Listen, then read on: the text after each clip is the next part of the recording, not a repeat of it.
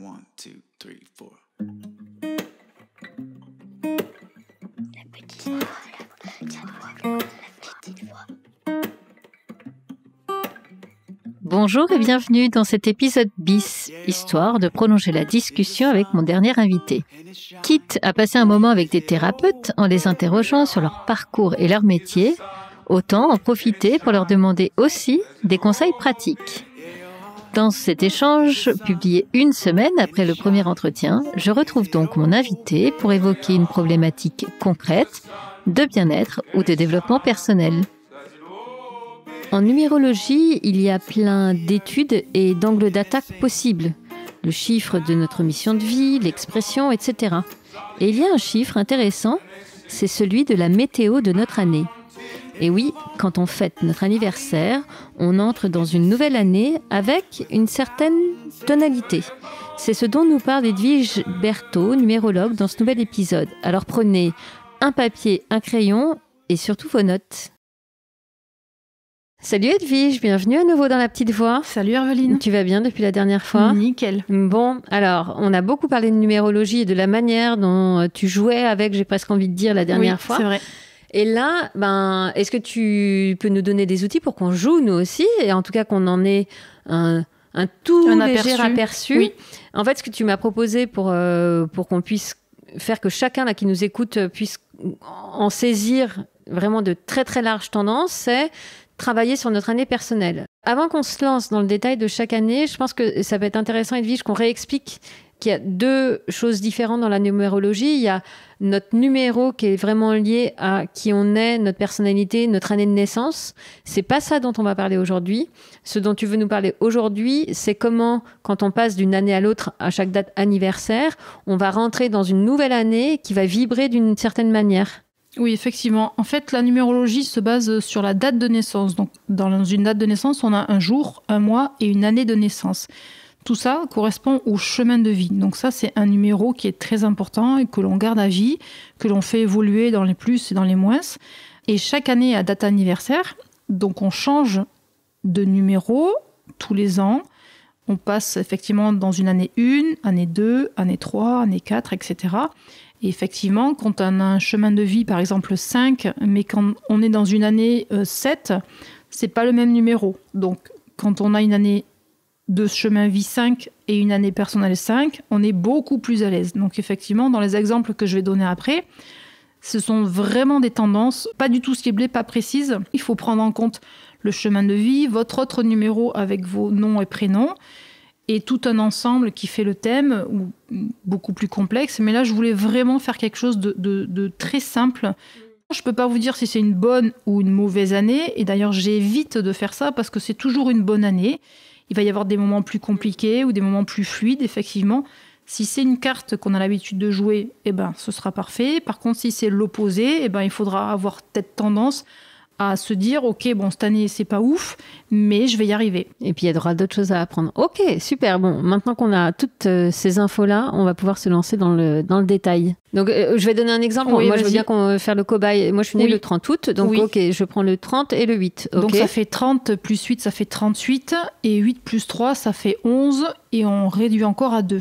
Donc, 1 plus 1 égale 2. Exactement, okay. Donc 2. Donc, par contre, toi, tu changeras d'année personnelle à ton anniversaire. Donc, le 30 août prochain. Ouais, exactement. Donc, en tout cas, on a réduit, on a fait le calcul jusqu'à ce que ça tombe dans une fourchette entre 1 et 9. Entre 1 et 9. Donc, faites votre petit calcul avec votre jour et votre mois de naissance et arrivez à ce chiffre-là qui soit entre 1 et 9. Ok. Et donc, à partir de là, on peut identifier les tendances symboliques de l'année personnelle. Exactement. Et donc, effectivement, ça donne un peu le costume de l'année, l'énergie de l'année, la météo de votre année, en fait. Ok. Donc, si on part effectivement sur les gens comme Cameron Diaz ou plus simplement Lilian Thuram, il est né le 1er janvier. Zizou, donc Zinedine Zidane, il est né le 23 juin. Donc, toutes ces dates-là de naissance font un total de 2. Donc ces personnes en 2024, à partir de leur anniversaire, auront une tendance d'un nouveau départ, de nouvelles idées, de démarrage, quelque chose, il faut passer à l'action, un commencement, un début. C'est une année à pas rater, vraiment vous pouvez foncer et faire ce qui vous fait plaisir et envie. mais passez à l'action. Vraiment passer à l'action. Oh là là, moi je suis dans ces gens-là en fait. Oui, tout à fait. Donc tu auras plein d'énergie. À partir de mon prochain anniversaire, c'est l'énergie du nouveau départ. Donc effectivement, il ne faut pas le rater. Oui, exactement. Ok. Ensuite, on va passer à une nouvelle tendance. Donc les gens qui ont calculé et qui arrivent à du 3, comme les gens qui sont nés le 9 mars, comme Juliette Binoche, ou le 27 mars, comme Cathy Guetta. Donc, quand effectivement ça fait 3, votre année personnelle au démarrage de votre anniversaire, vous serez dans la réflexion, dans la coopération, l'engagement, l'association, l'union et la douceur. Évidemment, c'est une vision précise mais très élargie parce que je n'ai pas tout votre thème. On est d'accord, hein, c'est juste vers quoi vous allez, mais je ne peux pas vous dire si c'est une meilleure année pour vous ou pas parce qu'on tient compte de tous les autres numéros. Ouais, donc là c'est très synthétique, c'est vraiment une grande... Tu parlais de météo au précédent épisode, c'est bien ça dont on parle. Tout à fait. Pour les gens qui ont du 4, les gens qui sont nés le 11 février comme Rachel dans Friends ou comme Ross le 2-11. Ah, c'est drôle, ils ont tous les deux. C'est rigolo. Ils sont... Effectivement, on peut dire que c'est des jumeaux, c'est pour ça qu'ils devaient bien s'entendre. Donc ces gens-là, quand ça fait 4, effectivement, vous allez être dans la création, dans la joie de vivre, dans de nouvelles opportunités, de nouvelles rencontres, avec plein d'échanges et plein d'invitations. Vraiment, c'est une année pleine de joie. Donc profitez-en. Après, on passe aux gens qui ont un 5, c'est-à-dire des gens comme par exemple Victor Wembanyama, le sportif, qui est né le 4 janvier. Ah oui, le basketteur, ouais. Ouais, exactement. Il y a Orlando Bloom aussi, le 13 janvier. Ce sera vraiment les gens qui ont du 5, ce sera des gens qui vont rentrer dans la construction, dans le travail, dans tout ce qui est organisation, consolidation et stabilité. Vraiment, c'est très carré, de ce que je comprends. Ouais, vraiment une grosse année de travail qui peut peut-être être à l'opposé de ce qu'ils ont l'habitude, donc être un peu moins drôle, mais en fait on y arrive tous. Hein. Les suivants, ce sont ceux qui ont du 6. Exemple, Fauve Otto, qui est né le 3 mars, ou le prince Harry, le 15 septembre. Eux tous, quand vous avez calculé que vous atteignez du 6, vous serez dans la liberté, le mouvement, le déménagement, quelque chose de très épicurien, avec beaucoup de changements et de nouvelles rencontres. Donc il faut savoir danser, jongler, sur tous les pieds, on va dire. Ok, il faut accepter le mouvement et ne pas y résister, c'est ce que tu nous dis. Alors après, oui, on peut résister, mais je pense que d'être dans le mouvement, c'est plus facile en fait. Okay. Oser surfer plutôt que de rester sur la planche en fait, ou sur le bord de la plage, on va dire. Les suivants, ceux qui en calculant arrivent à du 7, comme Camille Lelouch le 10 juin ou Karine Viard le 24 janvier. Cette année 2024 va être une année de choix, une année tournée vers l'amour, vers l'équilibre, les transitions de vie, la famille et les responsabilités. Donc une année tout en douceur, un petit peu déconcertante pour certains. Dans quel sens ça peut être déconcertant ? Quand on tombe sur une année qui ne correspond pas aux cartes que l'on a, c'est-à-dire aux numéros que l'on n'a pas, on peut être complètement déstabilisé. C'est-à-dire que cette année-là, pour certains, vous serez vraiment dans vos baskets et dans vos chaussures. Et pour certains, ce sera très compliqué parce que ça vient taper sur un numéro à l'opposé de ce qu'on a l'habitude. Donc je dis souvent, quand c'est pas des cartes qu'on a en main, eh ben on accepte de jouer différemment ou on joue pas. Voilà. En étant un peu en retrait, quoi, observateur. Oui, donc plus ou moins difficile. Les autres, quand vous te calculez pour avoir du 8, alors vous avez par exemple Adriana Carambeu le 17 septembre ou Edward Norton le 18 août. Ça va être une année beaucoup plus de réflexion, une année de retrait, une année où on réfléchit sur le sens de la vie. On peut avoir des blocages, il faut vraiment insister, avoir de la patience. On peut avoir aussi des deuils, mais le deuil, ça ne veut pas forcément dire perdre quelqu'un. Ça peut être le deuil d'un travail, ça le deuil d'une vie. Ouais, tout à fait. Donc là, c'est pareil. Certains vont s'y trouver très, très à l'aise et d'autres pas. En tout cas, c'est la tendance de votre année. Il nous en reste 2 à finir. Ceux qui ont calculé et qui ont du 9, comme Eva Longoria le 15 mars ou Pharrell Williams le 5 avril. Pour vous, ce sera une année de promotion, une année de travail, de succès, d'investissement, d'avancée, vraiment de vitesse. Je l'avais déjà dit, Herveline, c'est une année où on a l'impression d'être au volant d'une Porsche ou d'une fusée. C'est vraiment très, très, très vite.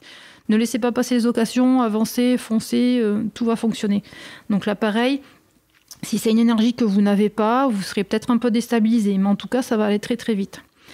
Et enfin, le dernier numéro, quand vous calculez que vous avez du 1, comme Mathilde Amé le 8 février ou Angelina Jolie le 4 juin. Donc tous ces gens qui ont du 1, cette année 2024, à partir de votre anniversaire, vous serez dans un fin de cycle. Donc c'est-à-dire que c'est une année où vous allez faire le tri, où vous allez faire l'inventaire, du nettoyage, d'une mise au point, qu'est-ce que je garde, qu'est-ce que je lâche.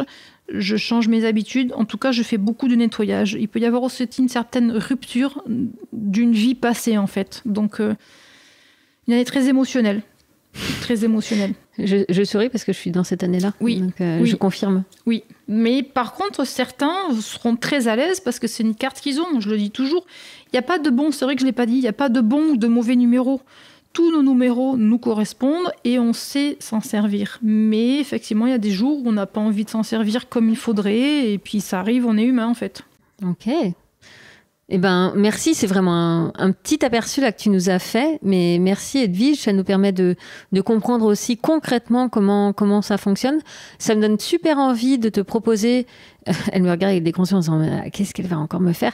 J'ai trop envie de refaire un live comme on avait déjà fait ensemble sur Instagram. Oui. Si ça vous intéresse, rendez-vous sur La Petite Voix, le podcast sur Instagram, parce que je pense qu'entre le moment où on enregistre et le moment où l'épisode sera diffusé, fin avril, on va organiser ça. Donc si ça vous intéresse, rendez-vous très vite sur Instagram. Merci beaucoup, bonne année à vous. Merci. Voilà, La Petite Voix, le podcast, c'est fini pour aujourd'hui. Si vous avez aimé cet épisode, parlez-en autour de vous. Vous pouvez aussi me le dire avec des bonnes notes et des commentaires sur votre plateforme de podcast favorite. Ça aide vraiment à le faire découvrir à d'autres auditeurs. Si vous voulez prolonger les échanges, je vous donne rendez-vous sur Instagram, Facebook, YouTube ou TikTok. Oui, tout ça en cherchant La Petite Voix, le podcast. Encore mieux, abonnez-vous à ma newsletter sur mon site lapetitevoix.co. Un mardi sur 2, je vous raconte tout ce que je n'ose pas raconter ailleurs.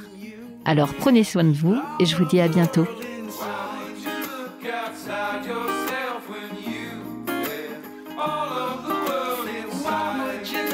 Outside yourself when you have all of the world inside. Why would you look outside yourself when